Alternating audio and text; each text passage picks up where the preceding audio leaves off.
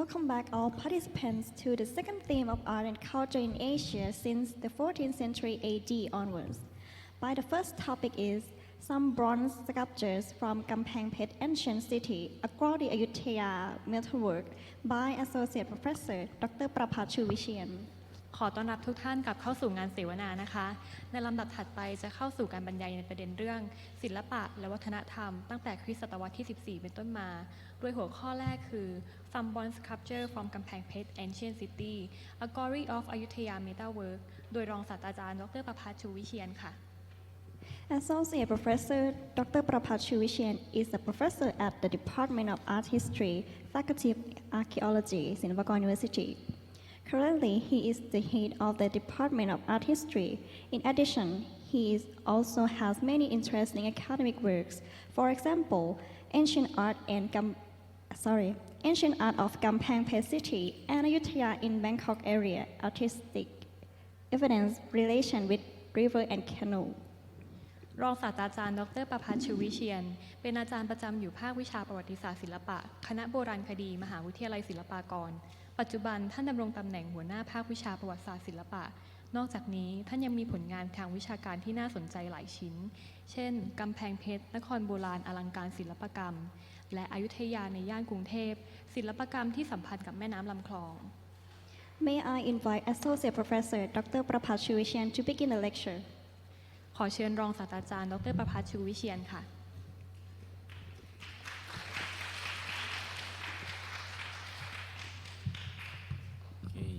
Sawasdee krap. Good afternoon, everyone. Today I will present about notice about some of the bronze sculpture that is found from Kampheang Phet city.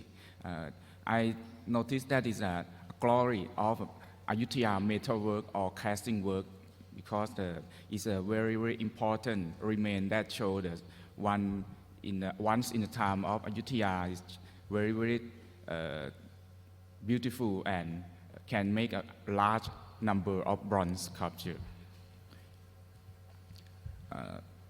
So the first I will thanks to Silpakorn University that support to my research on art in the Kampheang Phet city in about 13th to 16th century AD from the Silpakorn University Research Innovation and Creativity Administration Office in 2020.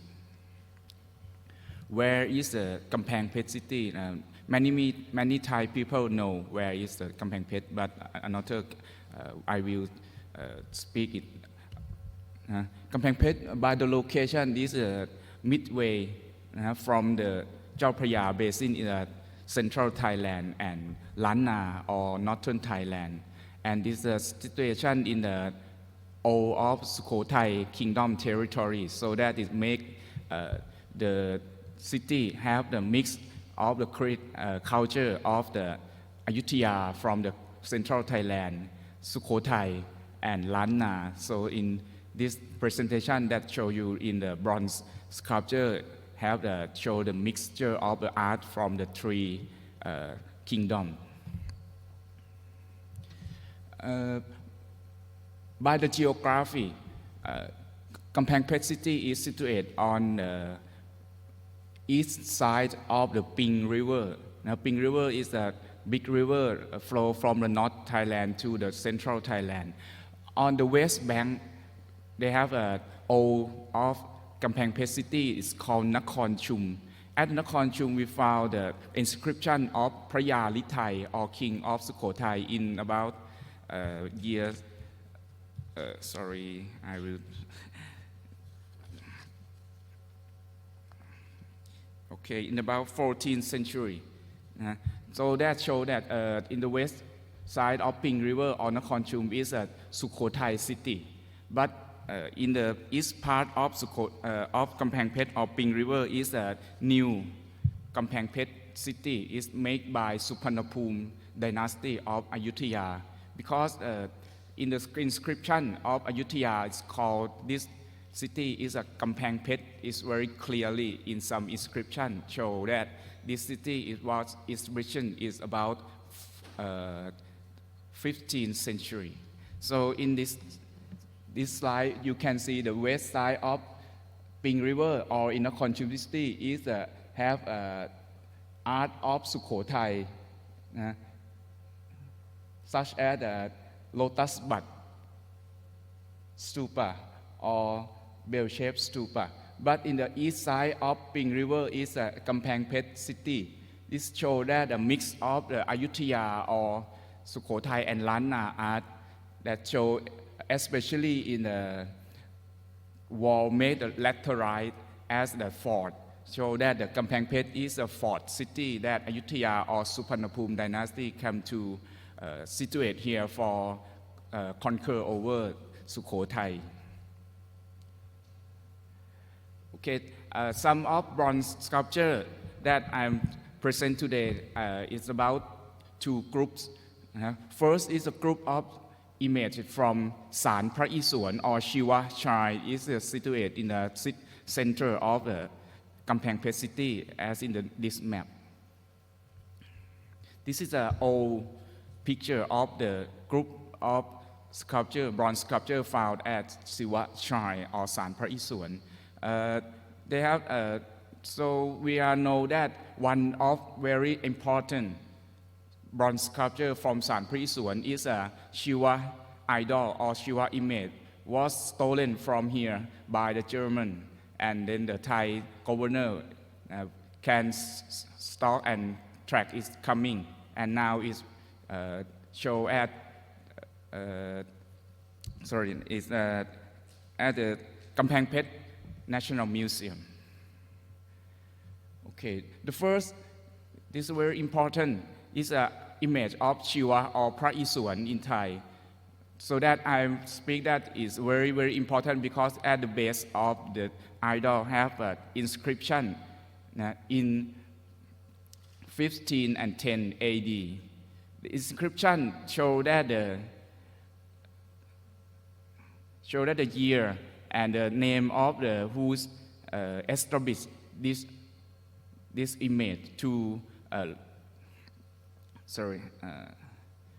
rule over the 4 feet and 2 feet creature in Kampheang Phet city and offer the merit to the tools of His Majesty. That show is that this inscription that show that who is rule over the Kampheang Phet that time is up to the Ayutthaya king.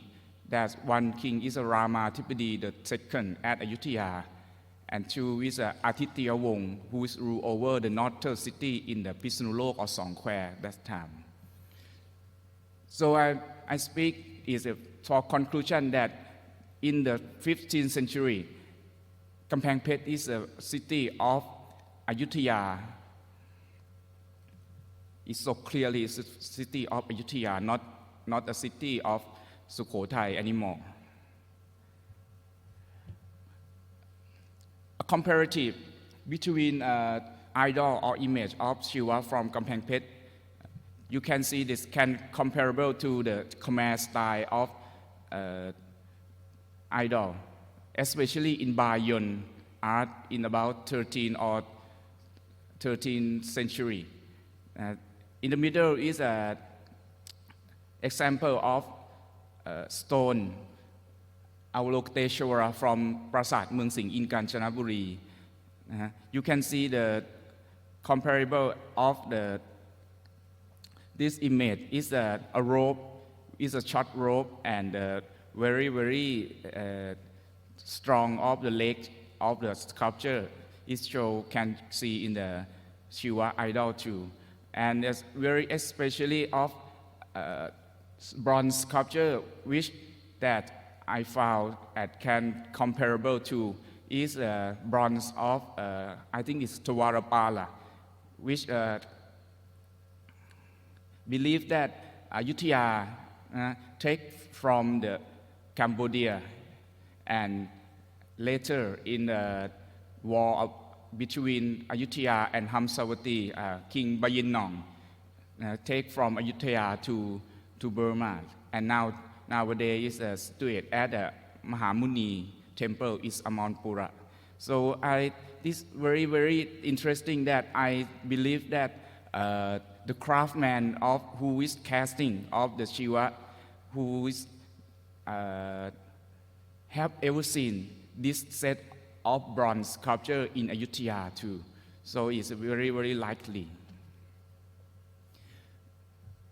Even the dressing of idol of Shiva is like a Khmer, but decoration pattern.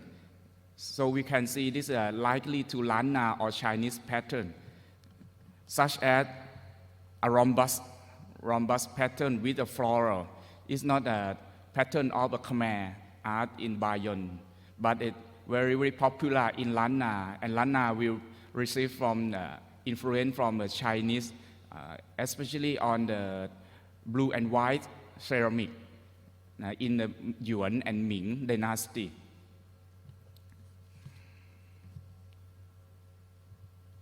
The next, this is a detail of the robe. The robe of the Shiva idol is a sompot, or the short robe with a pleat, and a fishtail shaped robe in the front of the robe. This is very, very important in Khmer art that show the robe with a pleat and a short sompot, but the decorative pattern show that is a Chinese or Lanna influence too, with a floral and very, very natural pattern.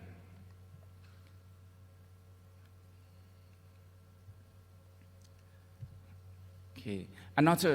Another sculpture which found at the Praisuan Chai is a torso. This is a torso of Brahma. Okay, I'm sure this is Brahma because at the neck have the fragment of the chin with a four chin, meaning Brahma will have a four face. That show that the decoration of the pattern of necklace and the rhombus breastplate. This show is likely to Ayutthaya style crowded Buddha image in about 16th century. But the robe, okay, this show is like the Khmer style too. Another one is a torso of Devi. We show that Devi have the breast is upper side. This robe of Devi can show that different from the Shiva or Brahma because the robe is very long to the leg, and this is a word of Professor Momchao Suphatharathittiskul who researched on Sukhothai Hindu god, that he used the name of zigzag accordion pleat in vertical panel, or two of pleat rope which flow two sides of the image. I think this is a evolution from Sukhothai directly. Okay. And this some detail we can see decorate in the rim of the clothes, so that I think this is a craftsman show the real of the clothes in that time, so that the clothes of Ayutthaya, so you can listen to Miss Ayumi follow to me that the clothes is used in the Ayutthaya that and very, very popular in that time. One of the image, but cannot identify site, but I believe that this is the same set of the sculpture from Kampheang Phet. Is Vishnu, is bronze casting, now displayed at the National Museum Bangkok. Because the dressing, sompot, and the decorative pattern like the pattern of robe of Shiva from Kampheang Phet, so that I think is came from Kampheang Phet at the Shiva shrine too. And they think it's the same time in about 16th century.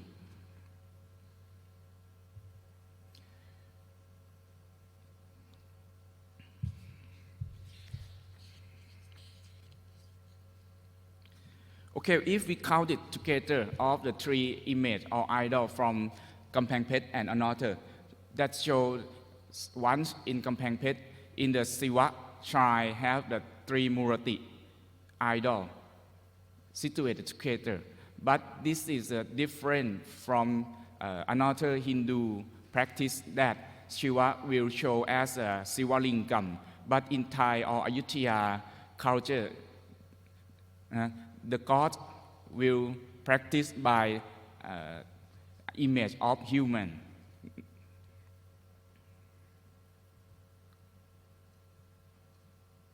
Okay, this is another bronze image from Kampheang Phet too.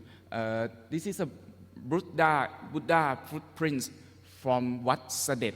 Wat Sadet is a new one of site in Kampheang Phet, so that I think this Buddha footprint will move from any site in old Kampheang Phet. The main pattern of this footprint is a very big footprint. Its height about 1 meter, and above the footprint is a row of a Buddha in the past walking. In the right side is a Buddha disciple, and the lower is a picture of deity, and the center of footprint is a circle. This is can identify as a universal or Dhammachakra.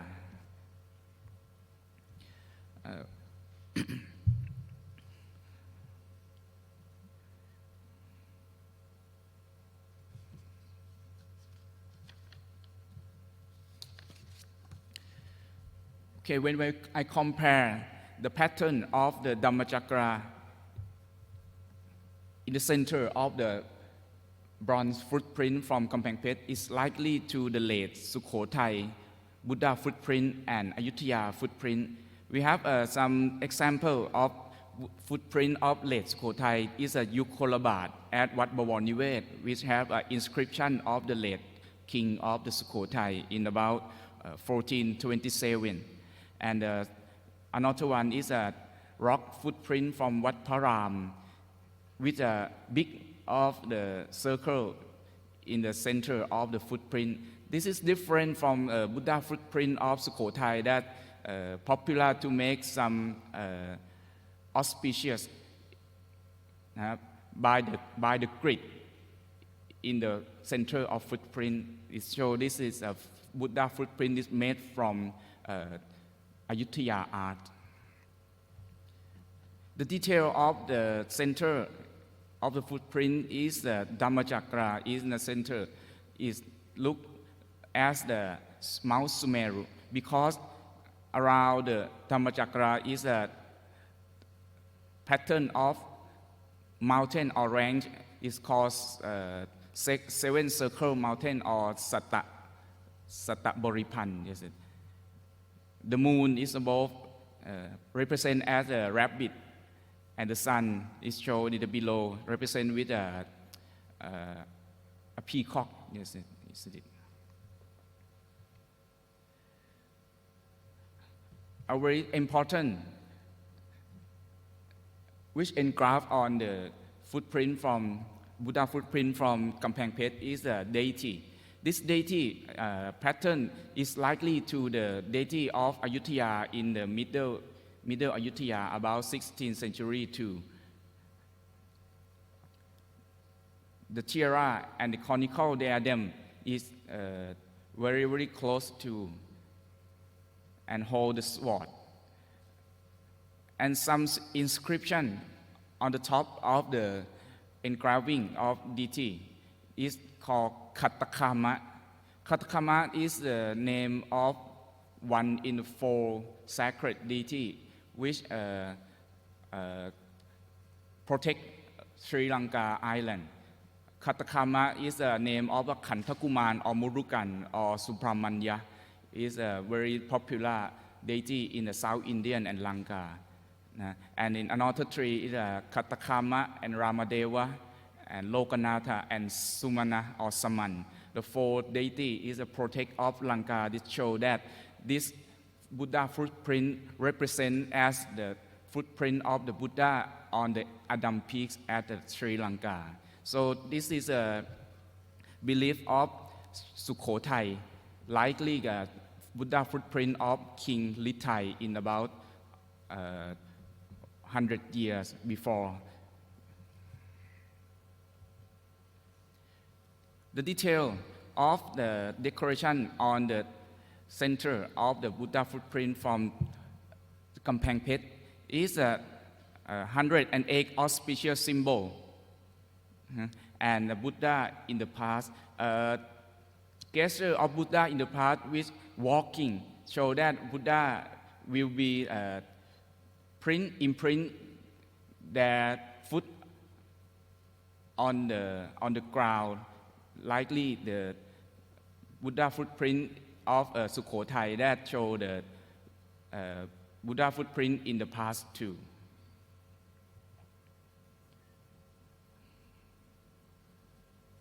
Okay, this is some bronze Buddha image found from Kampheang Phet. That is not found from the excavation, archaeological excavation, but found in the ruins. So that the Buddha showed that two groups. The main group, that first a group of Lanna style, and second a group of Sukhothai or Ayutthaya art style. That show that Kampheang Phet is a middle city of the two cultures, which mixed together by the Lanna or Northern Thai will show that in Lanna style of Buddha image, and Buddha image in Sukhothai or Ayutthaya that show the culture or art from the southern.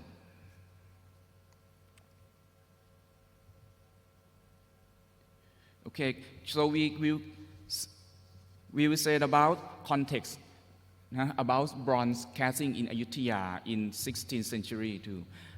In the Royal Chronicle of Ayutthaya said that in year of 1499, they have a casting a big on and very important Buddha of Ayutthaya is Prasi Sanphet, and another Buddha image which found at Wat Prasi Sanphet. It showed that very large of bronze casting, likely this head of Buddha image, that someone believed that is a part of the Prasi Sanphet which casting in this year. And the second is many of small Buddha image which found in the chest of Prat Mongkol Bapit Buddha image which standing in the south of Wat Prasi Sanphet. Prat Mongkol Bapit have no inscription that the dating, but we are believe that this big or huge Buddha image which found in about 16th century too, but inside the Prat Mongkol Bapit have the many of the Buddha image style and very large number. So this shows that context of bronze casting in Ayutthaya in 16th century is very large number of craftsmen, and the bronze is to very flourish. Okay, with the conclusion, how glory of the bronze work of Ayutthaya in the early of 16th century are. I could say this about 1, 2, 3, 4, 5, about 7. First, a large number of bronze image, both of Ayutthaya and outer city as Kampheang Phet show that this time the flourish of the metalwork of Ayutthaya is very important and go spread from capital city as Ayutthaya to the another city. 2. A casting a bronze of many size, a large to small, that show the very craftsmanship of the Ayutthaya casting in the bronze. 3. A retro style of sculpture. This show that this time the craftsman of Ayutthaya can use the old style of sculpture as the Khmer sculpture come to have the influence to the bronze casting. And the merge with a new trend of decoration motif with the Lana or Chinese as the flora motif, which appear on the motif decoration in some of the bronze casting. And some of assumption of the progress of technique of bronze in the 16th century of Ayutthaya, that I believe that because Ayutthaya can dominate over the old Sukhothai and war with the Lana in the late of 15th century. Sukhothai and Lana have a very important and many large number of bronze casting before. So that time I think that Ayutthaya have a craftsman from Sukhothai and Lana to casting a bronze. The large number of bronze in Ayutthaya show that a tribute of copper and tin from the province, because that time Ayutthaya can conquer over the land from the north to the south, and the tribute can be sent to the Ayutthaya.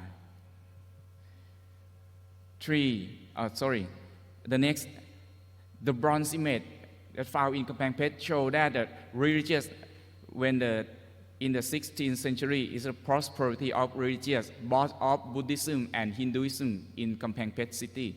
So that link to Ayutthaya.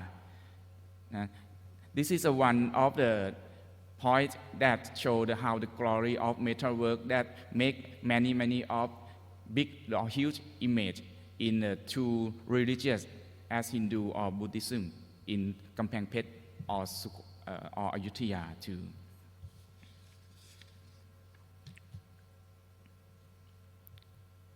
Okay, I will end of this presentation, and the last one is time for advertisement that this is a part of my research on the Kampheang Phet city, and I have write it in the book in Thai, so that which one would like to buy this, you can follow me in my Facebook. Okay, thank you very much.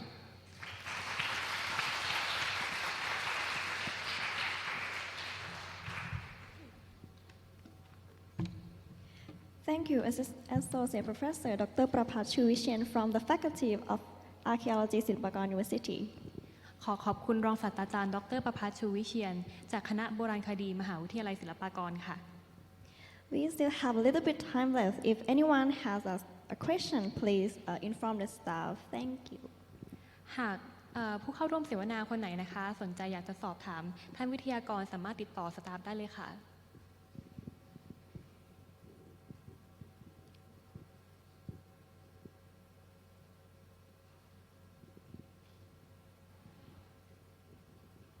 ขอบคุณค่ะ Thank you.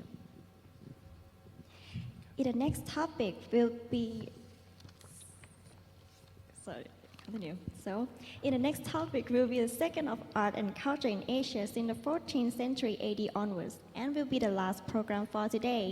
The topic is Sarasa, the essential items in maritime trade through the Asian sea lanes by คุณ Ayumi Harada. ลำดับถัดไปจะเป็นการบรรยายในหัวข้อที่ 2 และเป็นหัวข้อสุดท้ายของวันนี้คือ Sarasa the essential items between maritime trade to the Asian sea lanes โดยคุณ Ayumi Harada ค่ะ คุณ Ayumi Harada is a head of planning division and a senior curator at Tokyo National Museum, Japan. Her interesting academic works, for an example, rule Q maritime trade through the Asian sea lanes.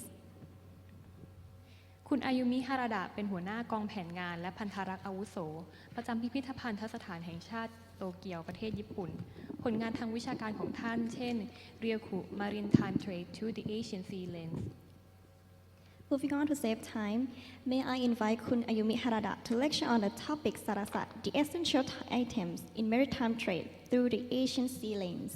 เพื่อไม่ให้เป็นการเสียเวลาขอเชิญคุณอายุมิ ฮาราดะขึ้นบรรยายหัวข้อเรื่อง Sarasa the essential item in maritime trade to the Asian sea lanes ค่ะ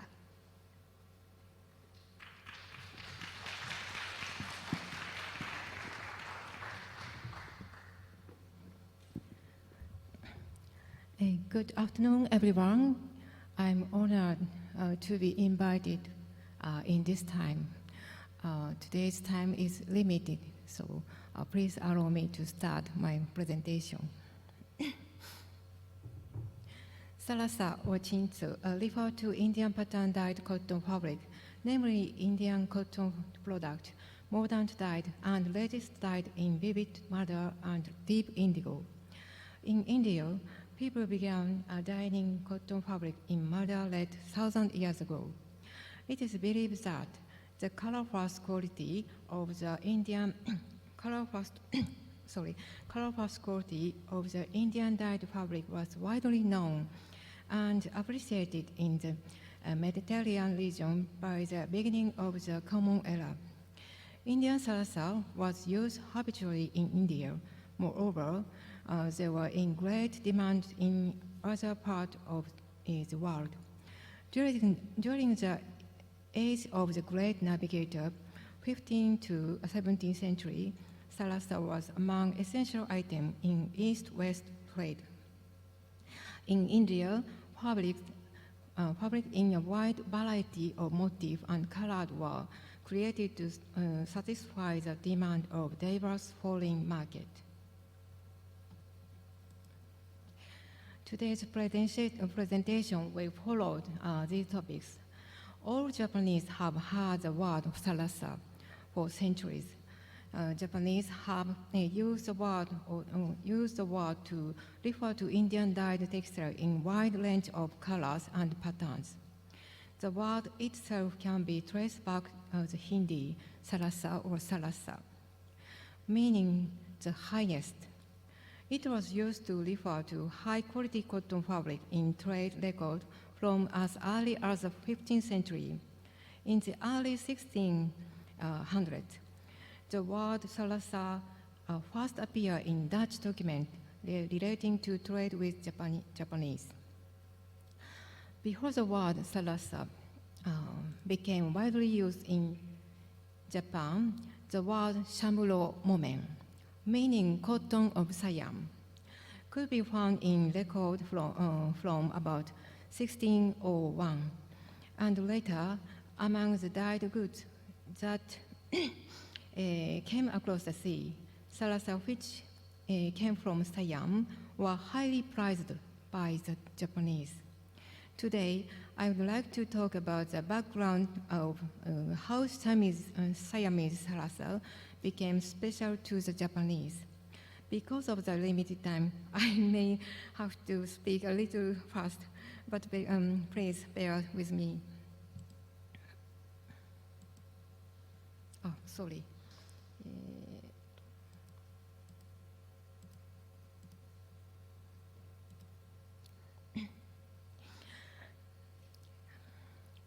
And please allow me, here, the kanji notation is read in Japanese. According to Wakan Sansaizue, an encyclopedia compiled during the Edo period, sarasa was sometimes written as these characters in kanji, sometimes read as kafu and in kafu. Kafu means cross of flower. It probably was hand-painted sarasa.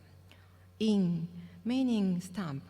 In kafu means printed cloth with design featuring flowers.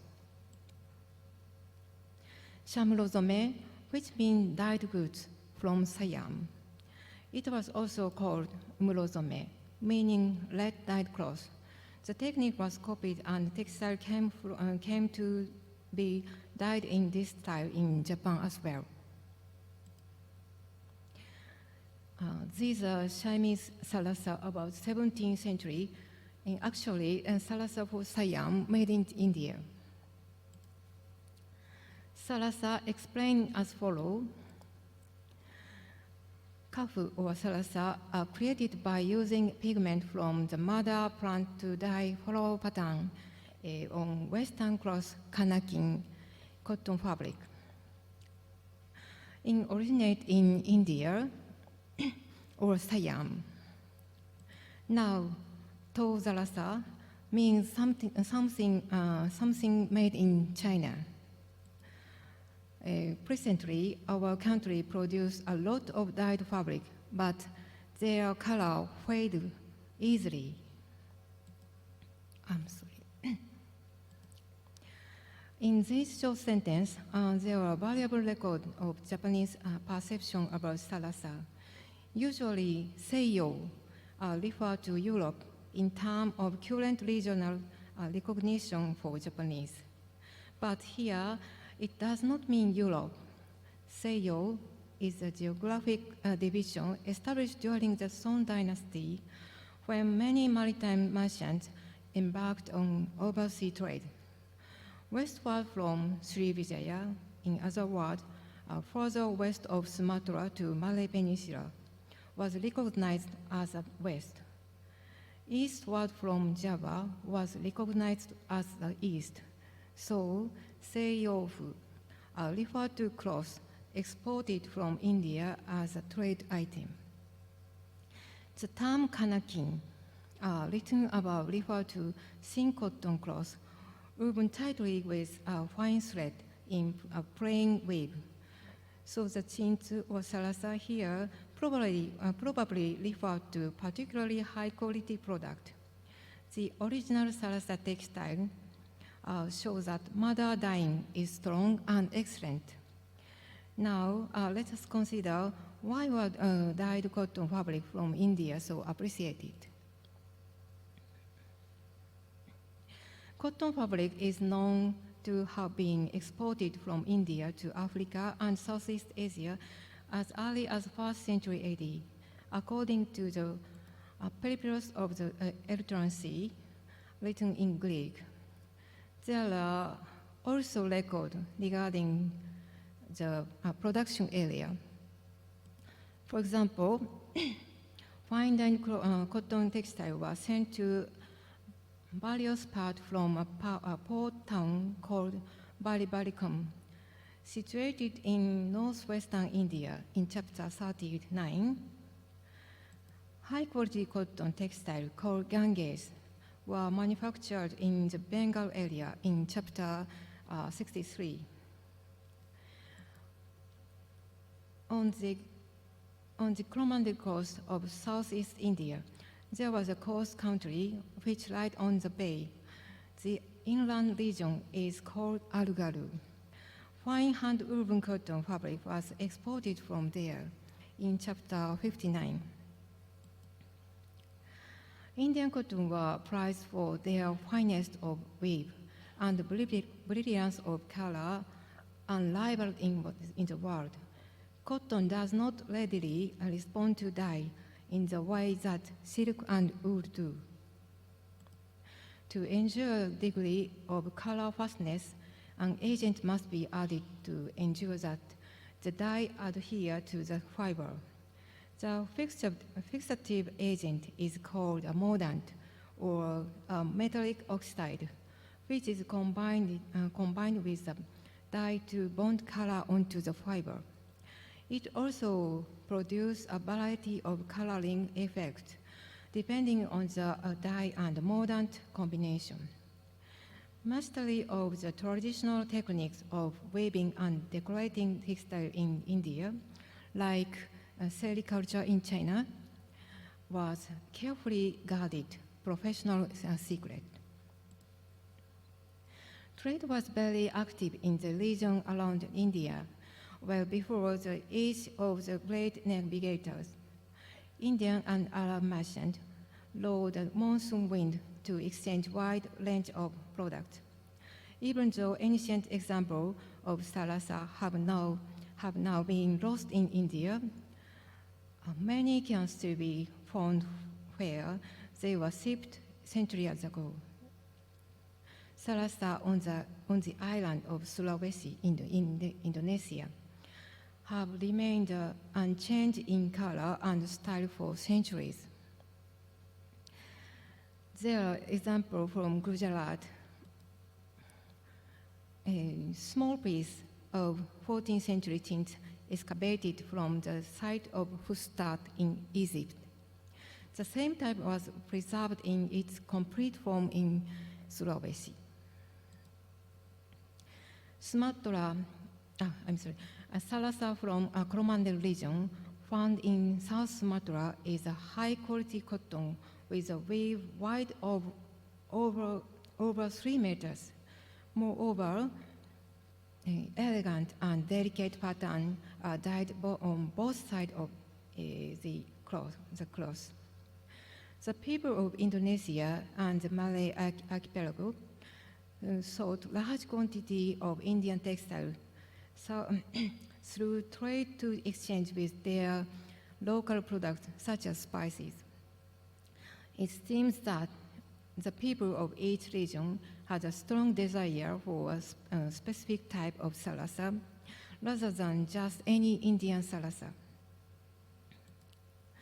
European expansion into Southeast Asia began with the arrival of the Portuguese in Malacca in 1509. But it was the Dutch and then the British, not the Portuguese, who were the first to reach the East Indies. They were quick to take note of Asian preference for Indian dyeing and weaving, and to anticipate commercial benefit from them. Since the strongest demand in Southeast Asia and other parts of Asia was for dyed fabric from Coromandel, the Dutch established a trading post in Masulipatam in 1605. These sarasa were produced under the East Indian companies for export.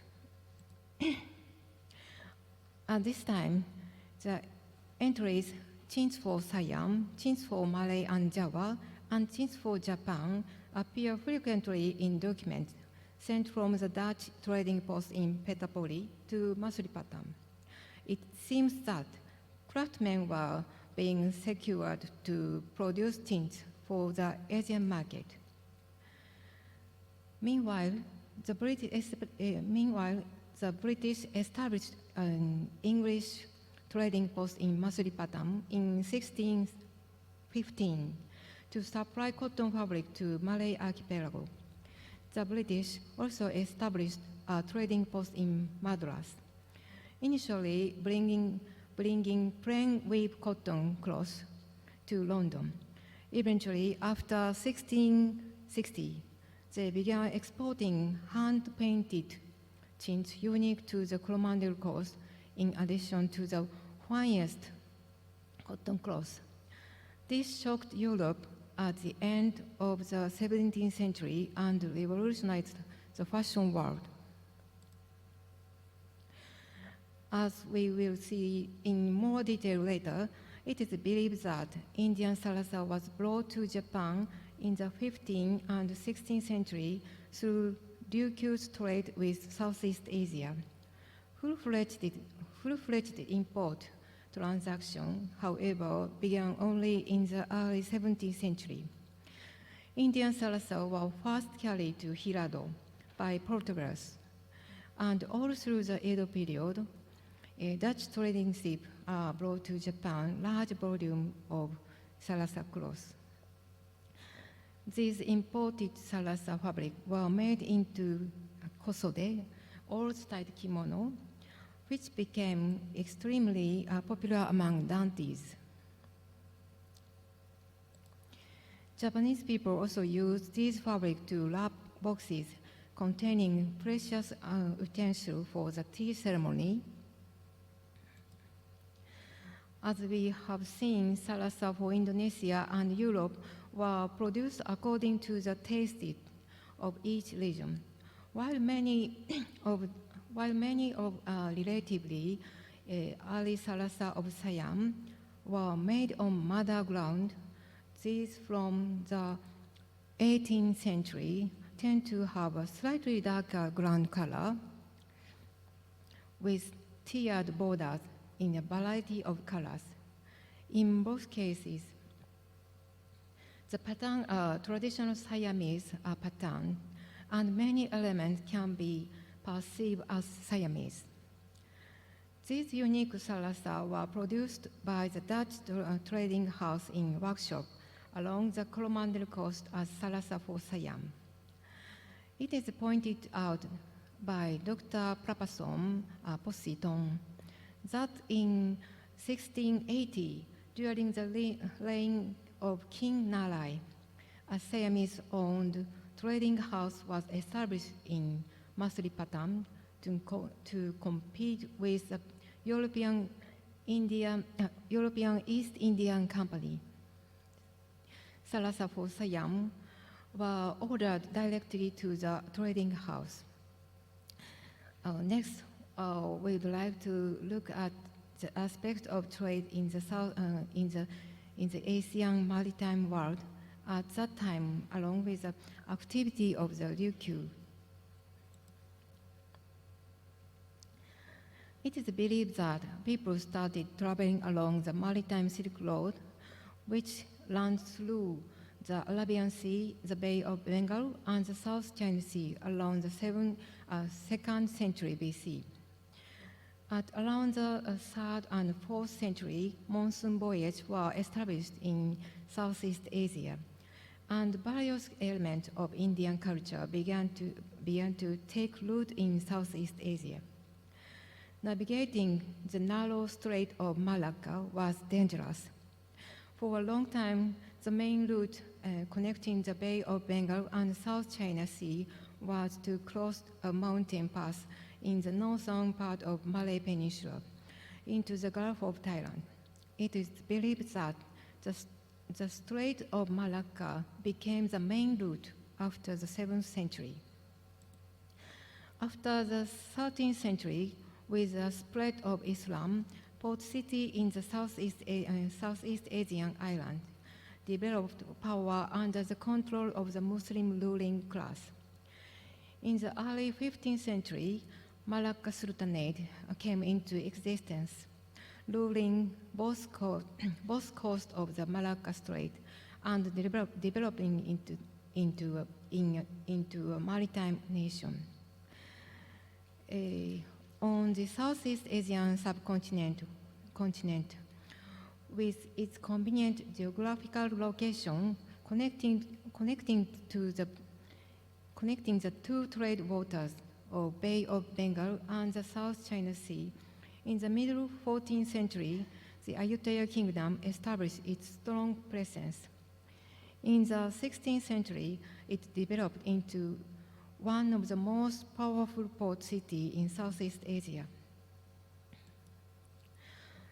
This period is known as the Age of Commerce for the Sea of Asia. The Gujaratis were actively engaged in trade everywhere, not only in the port city of India, but also at important places in Southeast Asia, in places like Pegu, Siam, Kedah, and Malacca.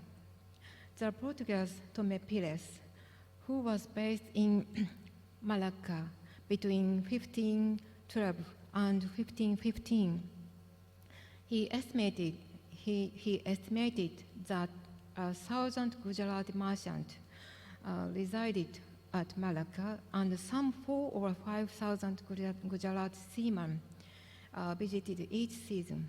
The city-state of Malacca had become the actual point through which Indian textiles were disseminated in the Southeast Asian and East Asian trading network. In China, with the invention of the compass and the development of junk ships carrying heavy cargo, the Chinese had supplied themselves with Southeast Asian products, including spices, since the Song Dynasty era. However, the Hongwu Emperor, the founder of the Ming Dynasty, instituted a sea traffic ban policy.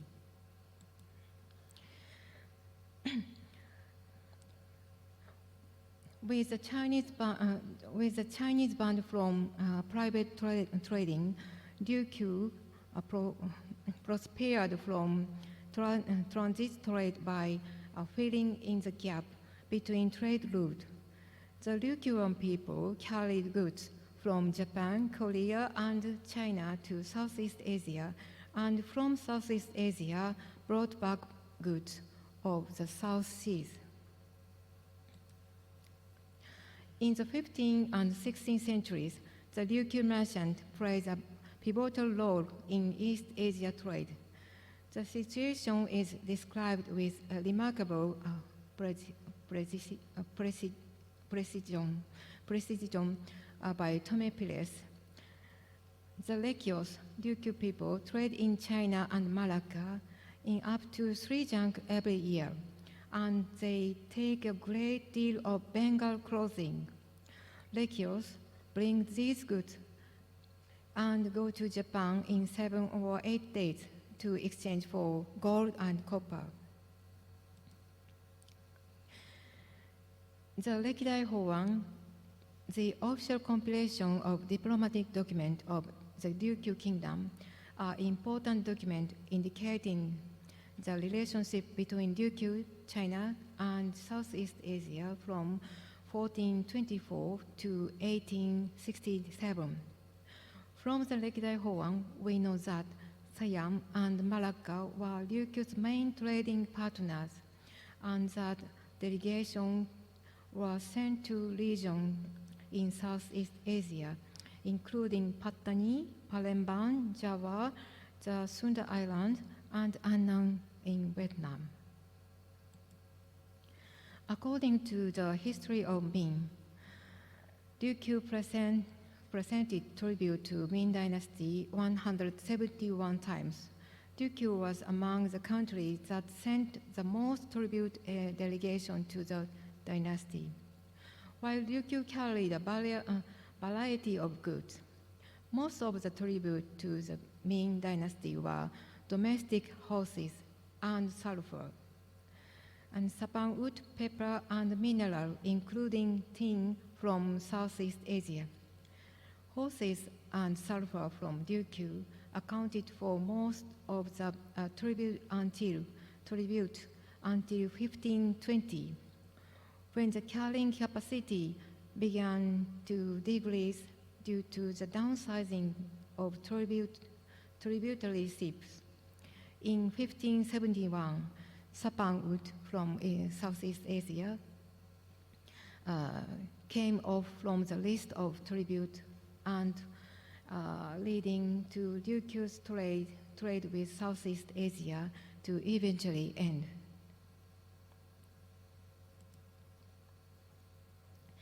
Siam was the most frequently visited Southeast Asian trading post by ship of the Ryukyu Kingdom. According to official record, Malacca was visited 20 times, while Siam was visited 58 times. Probably more Ryukyuan ships visited Ayutthaya than recorded. Its trading period spanned 1380s and 1570s.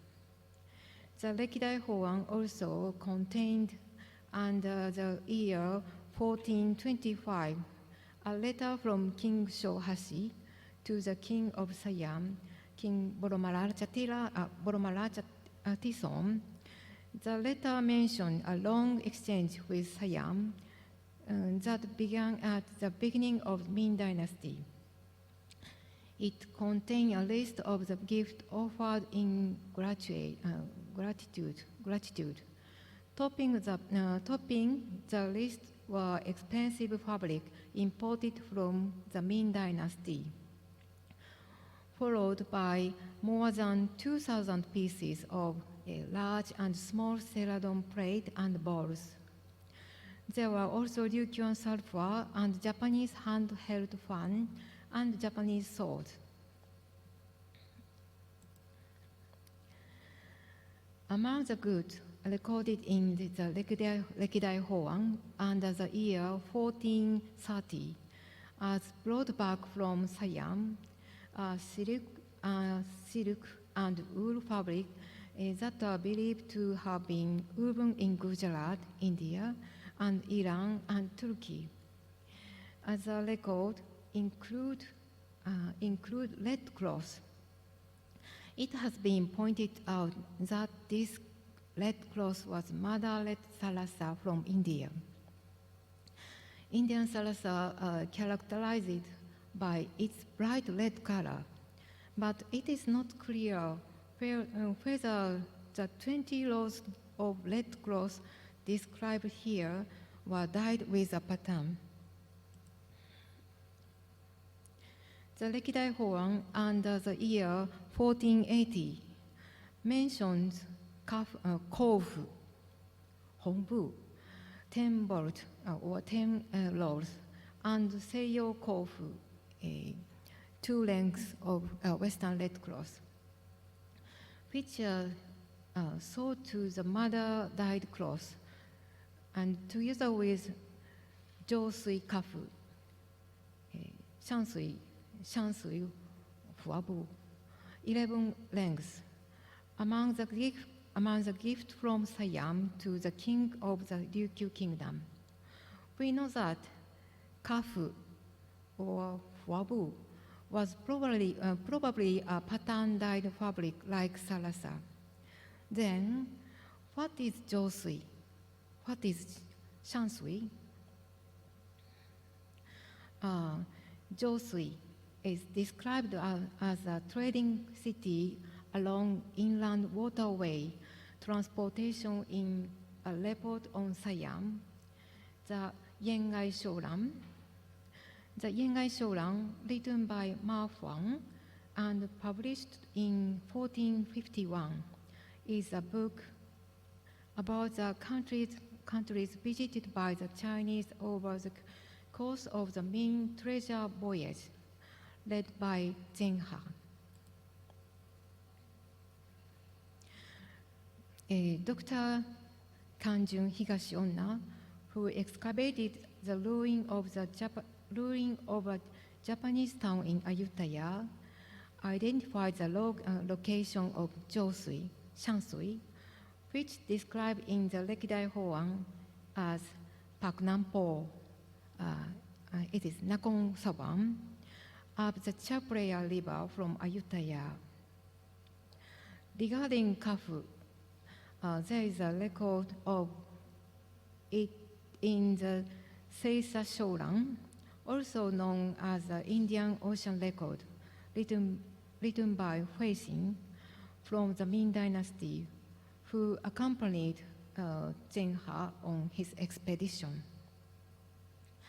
The record of Siam mentioned fragrant wood, sappan wood, and ivory as resources from Siam, together with blue and white porcelain, colored silk, damask silk, and inkafu, which is dyed cloth with pattern using wood block printing as trade goods.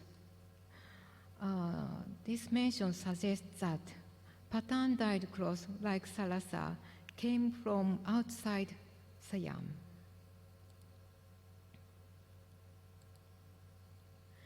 As inscription, Wat Gaokop, inscription number 11, from the reign of King Litai of Skotai, tells of the great elder Sisatta, who made a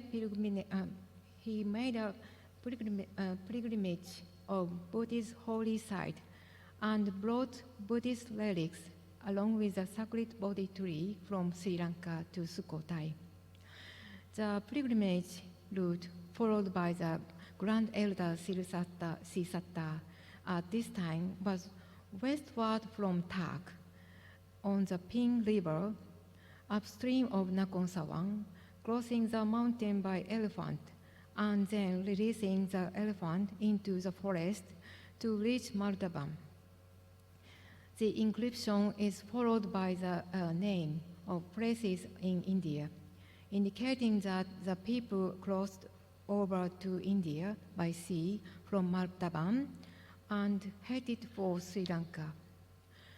Martaban has been connected to Sri Lanka since ancient time and is an indispensable place for Buddhism pilgrim.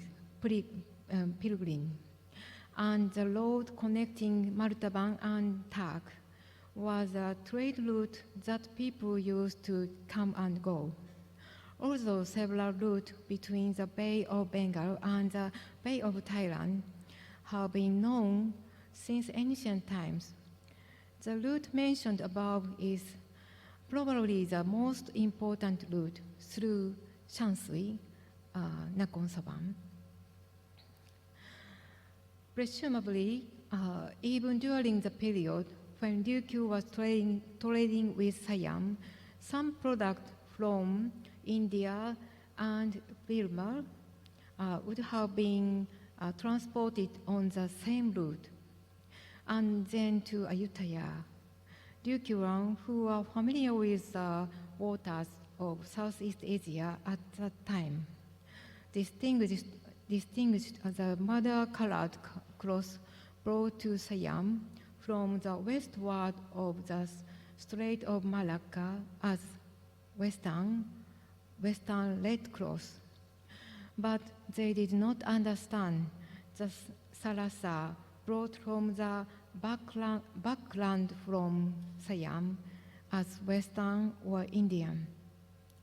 They recognized it as Sarasa from Nakhon Sawan, the upper Chao Phraya River. The Kimalaka ware brought to Japan from Ayutthaya, so the Japanese had believed that Kimalaka ware made in Siam, but in fact, its origin was either from the northern kingdom of Lanna or from eastern part of Burma.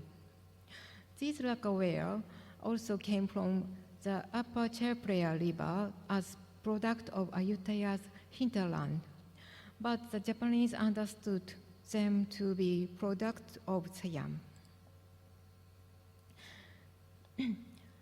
In Arai Hakuseki's the Sairan Igen, it is written that the Mughal state produced Beni Inkafu, which is red dyed cloth with pattern using wood block printing, and that Siam produced the Shokukafu, meaning mid-color or various color dyed cloth. In Japan, there was a long perception that Siamese Sarasa was red. Because of this, Shamurozome was described as red in Wakan Sansaizue and other records. However, as mentioned above, Indian Chintu for Siam since the 18th century tended to be dyed in various colors with slightly darker ground colors and tiers borders. The Wakan Sansaizue, published in 1712, is an encyclopedia that records a great variety of things, but its sources of information include ancient and outdated records. On the other hand, the Sairan Igen was based on the latest knowledge that Arai Hakuseki gained through conversation with missionary Giovanni Battista Sidoci, who came to Japan in 1708. Therefore, the information of the world as they are actually known during the Hakuseki's stay. These changes between records are interesting because they show the image of Shamuro dining among the Japanese of the time and the changes that were occurring to Indian Sarasa for the Siamese market that were eventually brought to Japan. We have seen about the background of Japanese people's belief that Sarasa originated in India and Siam. The Ryukyuans who traded in Southeast Asia from the 15th to 16th centuries distinguished between Sarasa brought from the western or India and locally produced. Later, many Japanese in the Japanese town of Ayutthaya in the early 17th century would also have seen various trading goods gathered in Ayutthaya. Among those, there was an overflowing supply of Indian Sarasa in Ayutthaya, so much so that Japanese considered it to be a product of Siam. Admiring its beauty, many Sarasa were imported to Japan. Sarasa, beautiful dye cotton fabric from foreign country, and Siam, an exotic land. That many rare items are produced and gathered. The sound of these words must have made Japanese people think of distant foreign land. Thank you very much.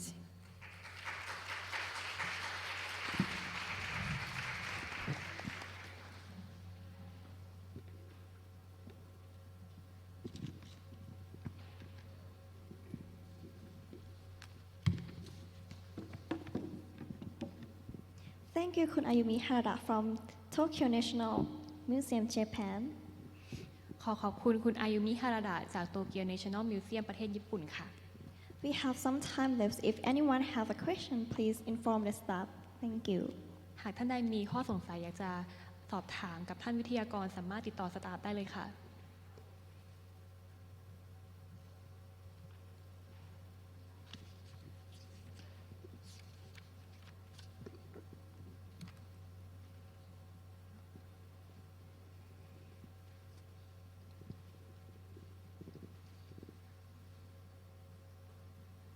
Thank you very much. I very much appreciate for your informative presentations. Just very small questions. As much as I know, in Thailand, even in the clothes of Ayutthaya, we have two kinds. It's not here, right? Sorry. In Ayutthaya, there's two kinds of pattern dyeing clothes. One is imported from India, right? And then after that, Indian modern for Ayutthayan making pattern dyeing clothes. We call palayang, the second one we call palayang. So my question is, the pattern dyeing cloth from India, origin from India, and the pattern dyeing cloth, palayang from Thailand, is both came to Japan and called Sarasa or not? Thank you very much.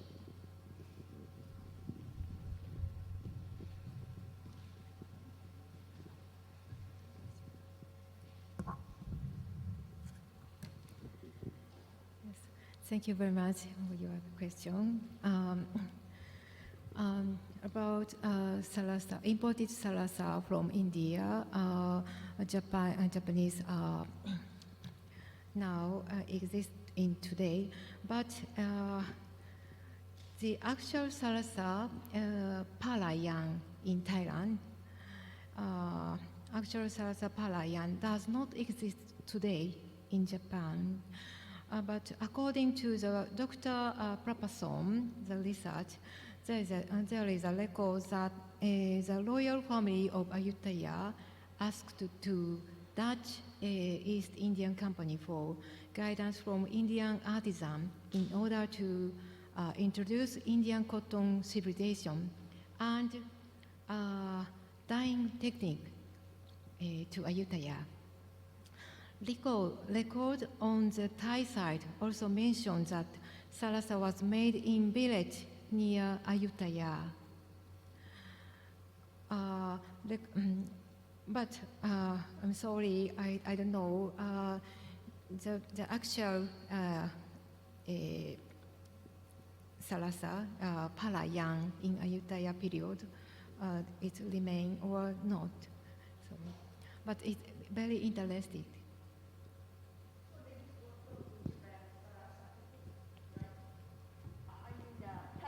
dying cloth, not identify which one is a Palaya, which one is Indian origin, right? When they are in Japan, okay. They call both the same, right?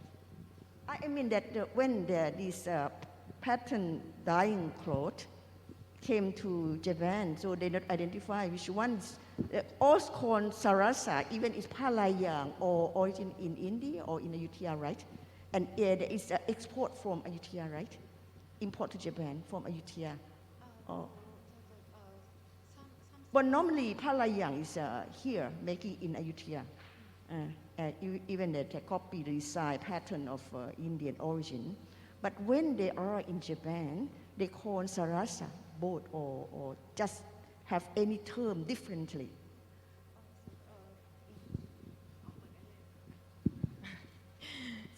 So in Edo period, Japanese people not understand it almost understand Sarasa is from India or Siam is we called Sarasa, Okay. but we recognize the type of Sham Sarasa Oh, or I see. Yes. Java Sarasa. Yeah. Thank you very much คำถามอธิบายนิดนึงก็ได้ค่ะคือผ้าของอยุธยาเนี่ยนะคะมีผ้าที่เป็นเราเอามาจากอินเดียจากนั้นเราก็เริ่มทำเรียนแบบเราเรียกว่าผ้าลายยางนะคะอันนี้ก็มีตัวอย่างอยู่ในพิพิธภัณฑ์สถานแห่งชาติที่กรุงเทพคำถามก็คือถามว่าเมื่อเข้าไปexport ไปแล้วก็เข้าเป็น import เข้าไปในญี่ปุ่นแล้วเนี่ยนะคะเขาเรียกสารสะเหมือนกันไหมเขาแยกไหมว่าอันนี้ผ้าลายอย่างอะไรเขาบอกว่าเขาไม่แยกเขาก็แยกเพียงว่าอันเนี้ยเป็นซามิสสารสะคือคำสารสะนี่เป็นคำกลางนะคะก็หมายความว่าทางเนี้ยเขาสามารถแยกได้ว่าอันเนี้ยคือเป็นผ้าที่ทำจากไทยแล้วอีกอันที่ทำจากอินเดียซึ่งอยุธยาเราก็ส่งออกด้วยเหมือนกันเนี้ยเขาก็เรียกเป็นอินเดียสารสะนะคะแต่เขาก็จะตอบไม่ได้ว่ามันจะเป็นเข้าไปเนี่ยมันมาจากอินเดียหรือว่ามาจากทางของไทยเว้นแต่ว่าถ้ามีเรคคอร์ดอะไรที่อยู่ในเอกสารเนี่ยก็น่าจะบอกได้ว่าเนี่ยอันนี้เป็นของที่เป็นสินค้าที่เราส่งออกเพราะว่าในเอกสารของจดหมายเหตุเราอะนะคะที่ฝรั่งบันทึกเอาไว้นะคะว่ามีการส่งออกผ้าลักษณะนี้แต่พอส่งออกจริงเนี่ยเราไม่ระบุเราเหมือนกับจะปนกันไปเลยว่าของที่เรานำเข้ามาจากอินเดียแล้วเราส่งออกแล้วก็ของที่เราผลิตเองเราส่งออกนะคะอันนี้ก็เป็นข้อมูลที่ท่านอายุมิฮาราดะเนี่ยมาอธิบายให้เราฟังในเอกสารของญี่ปุ่นชัดเจนที่เพิ่มเติมความรู้จากที่เราเคยรู้มานะคะขอบพระคุณมากๆเลยค่ะนะคะ